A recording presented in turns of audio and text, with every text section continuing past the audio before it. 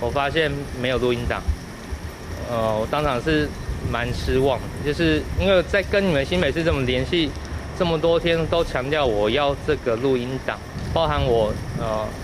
寄出去的政府资讯公开法的申请书，我也有强调这点。为了帮孩子的死找真相，恩恩爸爸再度露面，消失的81分钟到底发生什么事？其中一块关键拼图通话录音原始档还是拿不到。我只能补给你消防局回电给你老婆的。那我们局处之间内部的横向联系的通话记录、录音档或者是译文，我都不会提供给你们。不满新北卫生局和消防局资料给的不完全，恩恩爸爸发现只有太太打给119的5通电话有译本，其他像是119回电、119打给卫生局以及119打给医院都没有提供译本。